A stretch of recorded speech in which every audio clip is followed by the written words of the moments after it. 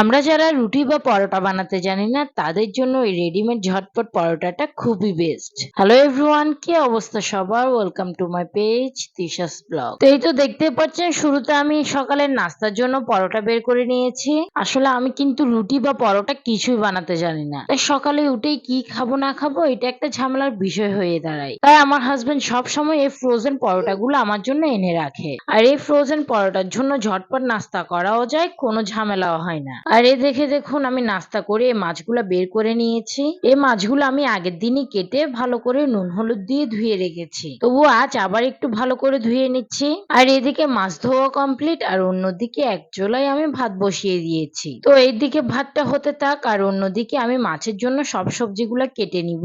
আজ তেমন কোনো সবজি দিব না, শুধু দিব টমেটো। তো এই তো টমেটো কাটা শেষ, এখন কাঁচামরিচের সব বটুগুলা ফেলে দিচ্ছি।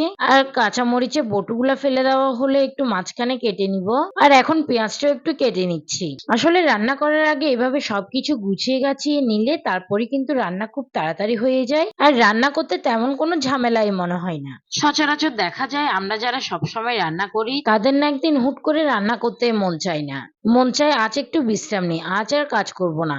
অথবা কেউ যদি একটু কাজে হেল্প করতো, তবে এখানে কাকে বা পাবো, কে বা আমাকে সাহায্য করবে? তাই মাঝের মধ্যে রান্না করতে মন না চাইলে খুবই ঝটপট একটা ছোটখাটো রান্না করে ফেলি, কারণ মন খারাপ করে বসে থাকলে তো আর পেটে ভাত জুটবে না। তাই নিজের কাজটা নিজেই করে ফেলি, কারো অপেক্ষায় বসে থাকি না। তবে আমার হাজবেন্ড যখনই বাসা থাকে তখন সে আমাকে যথেষ্ট হেল্প করে। তবে সে তো ছেলে মানুষ, তার তো জব করতে হবে, সে তো আর সারাক্ষণ বসে থাকে না। তাই সব কাজে হেল্প করতে না পারলেও যেটুকু পারে সেটুকু সে অবশ্যই করে। এই তো কথা বলতে বলতে মাছটা প্রায় কমপ্লিট, মাছের ঝোল দিয়ে দিচ্ছি। অনেকেই হয়তো জিজ্ঞাসা করতে পারেন যে এই মাছগুলো ভাজেননি কেন?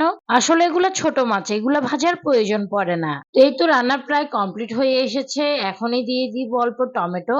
আর টমেটো দেওয়ার পরে একটু সিদ্ধ হওয়ার জন্য একটু ঢাকা দিয়ে রেখে দিব কিছুক্ষণ। আর এইদিকে কিছু মসুর ডাল ভিজেতে দিয়েছি আইসের জন্য, তাকে অল্প করে ডাল রান্না করে দিব। কারণ আমরা আজ রান্না করেছি ছোট মাছ, আর ছোট মাছে তো অনেক কাঁটা থাকে, তাই সে মাছের তরকারিটা খেতে পারবে না, তাই তার জন্য অল্প করে ডাল রান্না করছি। তবে অনেকেই জিজ্ঞাসা করতে পারে ডালটা আগে থাকতে ভিজিয়ে রাখার দরকার কি? ডাল একটু আগে থাকতেই ভিজিয়ে রাখলে ডালটা একটু তাড়াতাড়ি সিদ্ধ হয়ে যায়। তবে সবসময় কিন্তু ভিজিয়ে রাখা হয় না, যখন মনে থাকে তখনই ভিজিয়ে রাখি, আর অন্যথায় দেখা যায় যে এমনিতেই রান্না করে ফেলি। তো এই তো এখন ধনেপাতাটা কেটে নিচ্ছি অল্প মাছে এবং ডালে দিয়ে দিব ধনেপাতা। আর মাছের কালারটা যা সুন্দর এসেছে না, কি আর বলবো, দেখে আমার মন চাচ্ছিল এখনই খেয়ে ফেলি। কারণ আমি বরাবরই ছোট মাছ লাভার, আমার ছোট মাছ অনেক পছন্দ। তবে দেখা যায় সবসময় ছোট মাছ পাওয়াও যায় না, আর কাটাকুটুরও ঝামেলা হয়, সেই জন্য খাওয়া হয় না। এইদিকে আরিসের ডালটাও কমপ্লিট, একটু ঘুটুনি দিয়ে একটু ঘুটে নিয়েছি। আর ডালটা একটা বাটিতে নিয়ে এখন তেলে দিয়ে দিব।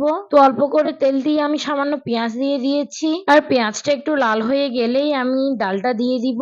এই তো ডালটা দেওয়া হয়ে গেছে, এখন একটু সিদ্ধ করে নিয়ে নামিয়ে নিব। আর নামিয়ে নেওয়ার আগে একটু ধনেপাতা ছিটিয়ে দিয়েছি, যাতে ঘ্রাণটা খুব ভালো আসে। আর ডালটা হয়ে যাওয়ার পরে আরিশকেও খাইয়ে দিয়েছি, তবে আমরা এখনো খাইনি। রান্না বান্না করার পরে এই থালা বাসনগুলো ছিল, এগুলো একটু মেজে তেজে তারপর যাব আমরা দুজনে খেতে। তবে আমি একটু তাড়াহুড়াই করছিলাম কখন খেতে যাব এই চিন্তা করে, কারণ আজকে আমি আমার পছন্দের ছোট মাছ রান্না করেছি। আর এরপর ভাত খেয়ে একটু বসতে না বসতে দেখি যে বৃষ্টি শুরু হয়ে গেছে। আর আমার তো বৃষ্টি হলে এভাবে হাত বের করে বৃষ্টি ধরতে খুব ভালো লাগে। আপনাদের কার কার এভাবে বৃষ্টি ধরতে খুব ভালো লাগে অবশ্যই কমেন্ট করে জানাবেন।